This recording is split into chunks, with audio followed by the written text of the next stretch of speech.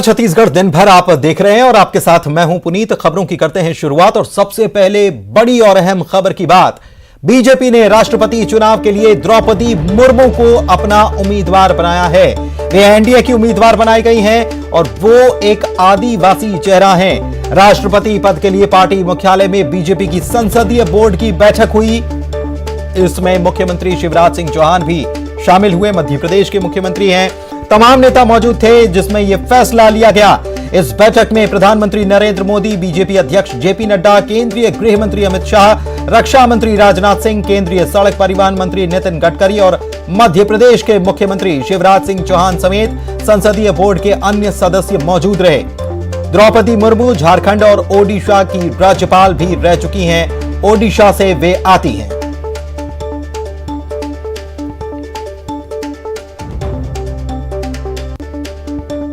पहली बार कोई ट्राइबल को भारतीय एनडीए की तरफ से हम कैंडिडेट बना सकेंगे, ऐसा संसदीय बोर्ड, पार्लियामेंट्री बोर्ड का मत था और इसलिए श्रीमती द्रौपदी मुर्मू इनको राष्ट्रपति का प्रत्याशी घोषित किया गया है एनडीए की तरफ से। और हम सब जानते हैं कि श्रीमती द्रौपदी मुर्मू जैसे राधाकृष्णन जी शिक्षा से जुड़े हुए थे, सर्वपल्ली राधाकृष्णन राष्ट्रपति के रूप में, उसी प्रकार द्रौपदी जी का भी जीवन आजीवन शिक्षा से जुड़ा रहा और वो टीचर के रूप में, शिक्षक के रूप में उन्होंने अपना जीवन प्रारंभ किया। एनडीए की ओर से द्रौपदी मुर्मू राष्ट्रपति पद के लिए उम्मीदवार बनाई गई हैं, जबकि जसवंत सिन्हा विपक्ष की ओर से साझा उम्मीदवार बनाए गए हैं। तो यशवंत सिन्हा और द्रौपदी मुर्मू के बीच राष्ट्रपति पद के लिए मुकाबला होना है, चुनाव होना है। एनडीए की तरफ से द्रौपदी मुर्मू और कांग्रेस और अन्य दलों विपक्षी दल जो हैं उनकी तरफ से संयुक्त उम्मीदवार यशवंत सिन्हा। राहुल गांधी को ईडी दफ्तर में पूछताछ के लिए बुलाने और अग्निपथ योजना को वापस लेने की मांग को लेकर दिल्ली में कांग्रेस ने प्रदर्शन किया। देश भर के साथ ही छत्तीसगढ़ कांग्रेस के नेता प्रदर्शन में शामिल हुए हैं। प्रदर्शन में शामिल मुख्यमंत्री भूपेश बघेल ने केंद्र सरकार पर हमला बोला और कहा कि केंद्र को अग्निपथ योजना वापस लेनी होगी। उन्होंने कहा कि देश हित की बात उठाने के कारण केंद्र सरकार राहुल गांधी को परेशान कर रही है। पहला मुद्दा अग्निपथ का है। अग्निपथ के खिलाफ में पूरे देश के युवा, चाहे बिहार से लेके हरियाणा तक लगातार आंदोलन कर रहे हैं। आग लगी हुई है, नौजवानों में आक्रोश है। दूसरा मुद्दा, ईडी के माध्यम से नेशनल हेराल्ड मामले में राहुल जी को परेशान किया जा रहा है। दोनों मुद्दों को लेकर कल राष्ट्रपति भवन में राष्ट्रपति जी से हमारे अधीर रंजन चौधरी जी, हेगड़े जी, पी चिदम्बरम जी, वेणुगोपाल जी, जयराम रमेश जी, अशोक गहलोत और मैं, हम लोग 7 लोग वहां गए थे और दोनों मुद्दों पे बात की है। तो पहला मुद्दा तो ये है कि देश के साथ खिलवाड़ नहीं होना चाहिए, देश की सुरक्षा के साथ खिलवाड़ नहीं होना चाहिए। फौज को मजाक मत बनाइए, नौजवानों के भविष्य को खराब मत करिए। और ये 4 साल की नौकरी के बाद वो लड़के क्या करेंगे? 25% वो लेने की बात कर रहे हैं, रोज वो नया बदलाव कर रहे हैं। दूसरा वो कह रहे हैं कि भाजपा कार्यालय में चपरासी रख लेंगे। पीसीसी अध्यक्ष मोहन मरकाम ने कहा है कि केंद्र सरकार ईडी के जरिए राहुल गांधी को परेशान कर रही है। अग्निपथ योजना को लेकर भी वो निशाना साधते नजर आए। तो दीपक बैज ने भी कहा कि कांग्रेस के नेता डरने वाले नहीं हैं। हमारे विधायक आज 25-30 से ज्यादा विधायक आएंगे, कल भी आएंगे।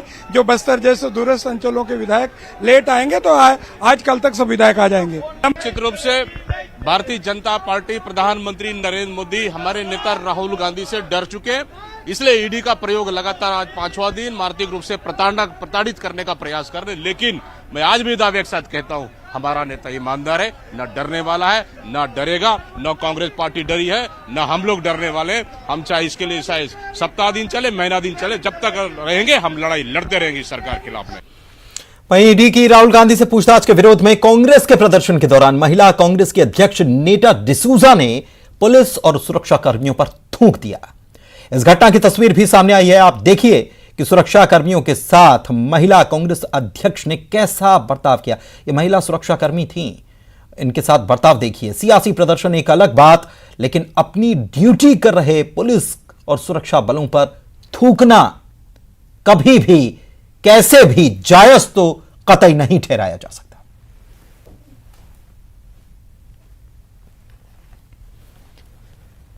इधर कांग्रेस विधायकों और मंत्रियों का दिल्ली जाने का सिलसिला जारी है। कृषि मंत्री रविंद्र चौबे, शिक्षा मंत्री प्रेमसाय सिंह टेकाम, मंत्री जय सिंह अग्रवाल समेत अधिकतर विधायक दिल्ली पहुंच चुके हैं। मंत्री विधायकों का कहना है कि केंद्र सरकार के इशारे पर ईडी काम कर रही है, जो पूरी तरह से गलत है। कल तो कांग्रेस का सत्याग्रह है। 23 तारीख को आदरणीय सोनिया जी को ईडी ने बुलाया है, तो हाईकमांड में हमारे कांग्रेस के जो वरिष्ठ नेता हैं वो जैसा तय करेंगे, लेकिन हम सब लोग दिल्ली जा रहे हैं। बुलाने का सवाल नहीं है। दिल्ली में हमारे आदरणीय नेता राहुल जी और सोनिया जी को जिस तरीके से ईडी परेशान कर रहा है, तो कांग्रेस का बड़ा सत्याग्रह है और छत्तीसगढ़ के सभी मंत्री, विधायक और कांग्रेस जन दिल्ली जा रहे हैं। हम लोग भी उसी में जा रहे हैं। कांग्रेस विधायकों के दिल्ली बुलावे पर पूर्व सीएम रमन सिंह ने निशाना साधा। कहा, इस तरह से आंदोलन करके होगा क्या? बाहर हल्ला मचाने से कुछ होने वाला नहीं है। यह सब सोनिया और राहुल गांधी के प्रति अपनी भावना दिखाने के लिए किया जा रहा है। धर्मलाल कौशिक ने कांग्रेस के सत्याग्रह आंदोलन को नौटंकी बताया है।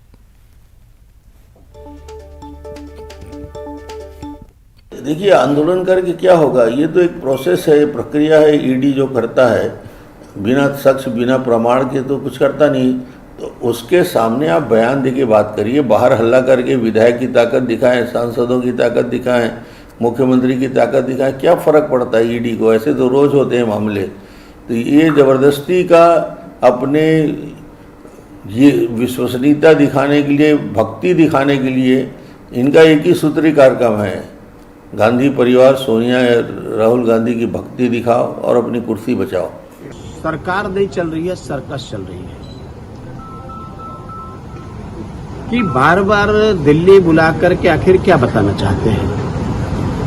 छत्तीसगढ़ लगातार विकास के मामले में ठप हो रहे हैं। खाद की यहाँ उपलब्धता नहीं है, समस्याएं अनेक हैं। बिजली बिल को लेकर के लोग रोना रो रहे हैं और जो समस्या यहाँ पर है उसका निदान हो नहीं रहा है।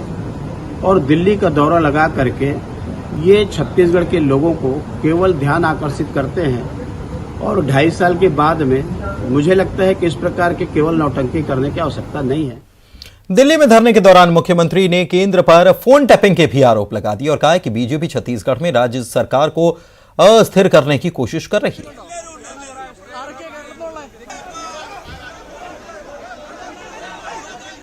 जो मुख्यमंत्री अशोक गहलोत जी राहुल जी के साथ दिए, उनके साथ सीबीआई की छापा उसके घर में पड़ा। अब मुझे जो जानकारी मिली है, छत्तीसगढ़ में भी इलीगल तरीके से फोन टेपिंग हो रहा है। अब अगला निशाना छत्तीसगढ़ का है।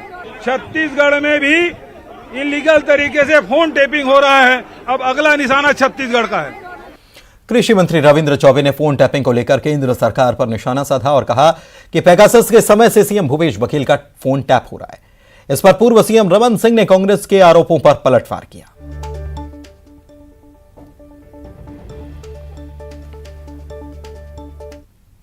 छत्तीसगढ़ में तो आज से नहीं, पेगासस का जब डिक्लेरेशन हुआ था तब से कहा जा रहा है कि छत्तीसगढ़ में राजनेताओं की फोन की टैपिंग होती है और उसके अंश अभी भी मौजूद हैं। आदरणीय मुख्यमंत्री जी अगर बयान दे रहे हैं तो समझ लीजिए जिम्मेदारी से इस बात को कह रहे हैं कि छत्तीसगढ़ में ये सब कुछ हो रहा है। तो अलग अलग बातें हैं। फोन टैप होना अलग प्रकरण है और ईडी अपना काम कर रही है, दूसरा प्रकरण है। रमन सिंह जी का बयान दोनों मामले में किस मामले में है? पेगासस के मामले में उनको खुद को बताना पड़ेगा। उनकी हुकूमत के समय पेगासस की खरीदी यहाँ किया गया था क्या? उसको इंस्टॉल किया गया था क्या? और सचमुच फोन की टैपिंग हुई थी क्या? इसका जवाब तो डॉक्टर रमन सिंह जी को ही देना चाहिए। छत्तीसगढ़ सरकार के नेताओं को फोन टैपिंग करने का कोई कारण ही नहीं है। ये शंका में ये इस प्रकार के बयान दे रहे हैं। मूल विषय यही है कि ईडी पूछताछ कर रहा है, इनको तकलीफ हो रही है। राहुल गांधी या सोनिया गांधी को ईडी पूछता है तो ये तो स्पष्ट रूप से मामला सामने आ चुका है और न्यायालय में भी ये मामला जा चुकी है। उसको कोई कानून से ऊपर तो नहीं है राहुल गांधी, सोनिया गांधी। कानून सबके लिए बराबर है और यदि अनियमितता नहीं हुई है तो डरना नहीं चाहिए। अनियमितता है तो सजा कार्रवाई होगी। छत्तीसगढ़ सरकार के सहयोग से रंबल इन द जंगल नाम के इवेंट के साथ प्रोफेशनल बॉक्सिंग पहली बार रायपुर पहुंचेगी। यह आयोजन अगस्त में होने वाला है और इसमें अंतर्राष्ट्रीय पेशेवर मुक्केबाज और ओलंपिक पदक विजेता विजेंद्र सिंह शामिल होंगे। विजेंद्र सिंह छत्तीसगढ़ में इस आयोजन को लेकर काफी उत्सुक है। छत्तीसगढ़ में इस इवेंट के आयोजन के लिए विजेंद्र सिंह ने मुख्यमंत्री भूपेश बघेल का आभार भी जताया है।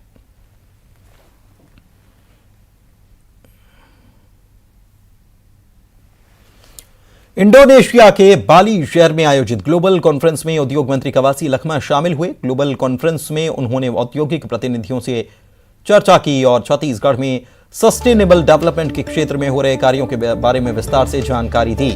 उन्होंने वहां के औद्योगिक प्रतिनिधियों से निर्यात संभावनाओं पर चर्चा की और उन्हें छत्तीसगढ़ में निवेश के लिए आमंत्रित भी किया।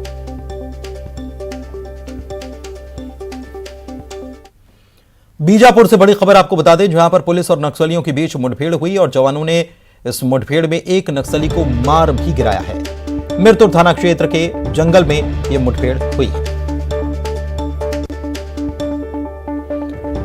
ओडिशा छत्तीसगढ़ सीमा पर बड़ी नक्सल वारदात हुई। करीब 3 सीआरपीएफ के जवान हमारे शहीद हो गए।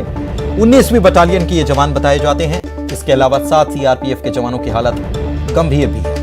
नक्सलियों ने एम्बुश लगाकर हमला किया था। बता दें कि ओडिशा के नुआपड़ा जिले में पटधारा जंगलों के पास इस वारदात को अंजाम दिया गया। एम्बुश लगाया गया, हमला किया गया, घायलों को अस्पताल पहुंचा दिया गया है। सीआरपीएफ की 19वीं बटालियन पर यह हमला हुआ है। दोपहर 2:30 बजे नक्सलियों ने हमला किया था। सीआरपीएफ ने नक्सलियों पर हालांकि जवाबी हमला भी बोला और सीआरपीएफ के जवाबी हमले के बाद नक्सली भाग खड़े हुए। आपको बता दें कि इसमें हमारे जो 3 जवान शहीद हुए इनमें एसआई शिशुपाल सिंह, एसआई शिवलाल शहीद हुए हैं। इसके अलावा कांस्टेबल धर्मेंद्र कुमार सिंह भी शहीद हुए। बढ़ते आगे, बिलासपुर के ग्राम पंचायत लमेर में जल संकट गहरा गया है। यहां की टंकी से पानी की सप्लाई नहीं हो पा रही। इसके चलते गांव के रहवासियों को पीने और निस्तारी के पानी के लिए पानी ही नहीं मिल रहा है और इसकी शिकायत लेकर वे कलेक्ट्रेट कार्यालय पहुंचे हैं और कलेक्टर से पानी की समस्या दूर करने की गुहार लगाई है। ग्राम लमेर से आई हूँ और समस्या वही पानी की है। पिछले 2 साल से हम लोग पानी की समस्या से बहुत ज्यादा जूझ रहे हैं और अभी 6 महीने से हम बहुत ज्यादा परेशान हैं।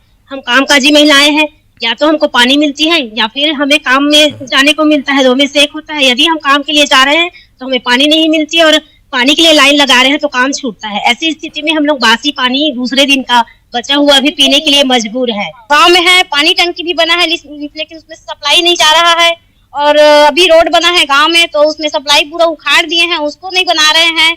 नल ले गए हैं लेकिन चालू ही नहीं हो रहा है कुछ भी। मतलब दूर दूर से हम लोग पानी ला रहे हैं, छोटी छोटी बच्चियों को पकड़ के पानी ले।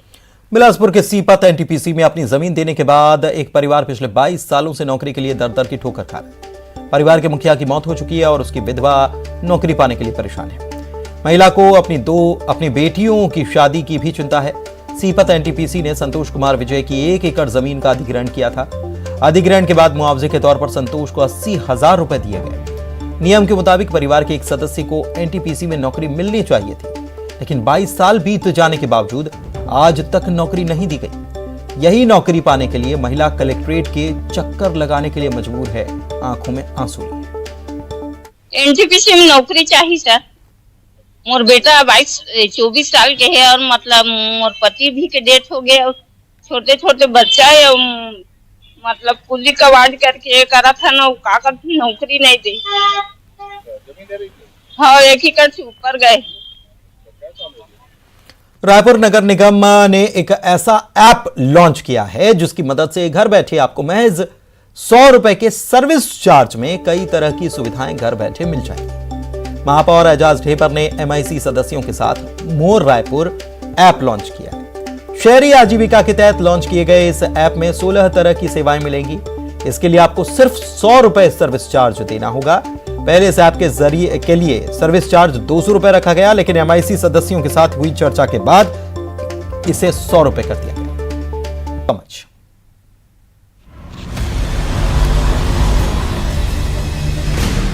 ज़ेड-पे and News 18 network present crypto की समझ।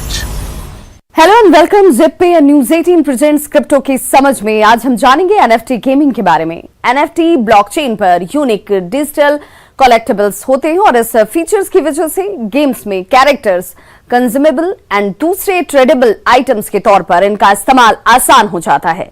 गेम फी के प्राइवेट इकोनॉमी के लिए अपने दरवाजे गेम फी ने खोल दिए हैं और अब वेल्थ बड़े कॉर्पोरेट गेमिंग कंपनीज जैसे कुछ इन्फ्लुएंशियल एंटिटीज के पास से उन लोगों के पास शिफ्ट हो चुकी है जो इस इंडस्ट्री के सब कुछ है, यानी कि खिलाड़ी।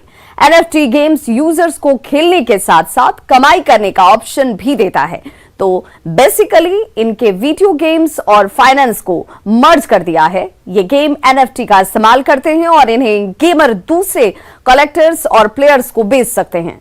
गेमर स्पेसिफाई पे टू विन गेमिंग मॉडल्स के जरिए NFT कमा भी सकते हैं। आप जो पैसा कमाते हैं वो दूसरे यूजर्स से आता है जो NFT या फिर गेम में अर्जित क्रिप्टो करेंसीज की वैल्यू लगाते हैं। आप अपना माल मार्केट, एक्सचेंज या फिर ऑक्शन हाउस में बेचकर कैश निकाल सकते हैं। इसके खास बातें हैं, प्लेयर्स के पास इस बात का कंट्रोल रहता है कि गेम में क्या खरीदें, कितना कमाएं। सपोर्टेड प्लेटफॉर्म्स के बीच गेमिंग एसेट्स को ट्रांसफर किया जा सकता है। प्ले एंड अर्न फीचर्स खिलाड़ी को कमाने और इन गेम एसेट्स ट्रेड करने के ऑप्शंस देता है। NFT ब्लॉकचेन गेमिफिकेशंस फिलहाल गेमिंग का सबसे बड़ा ट्रेंड है। तो आज हमने जाना तेजी से पॉपुलर हो रहे NFT गेम्स के बारे में। Good bye and take care.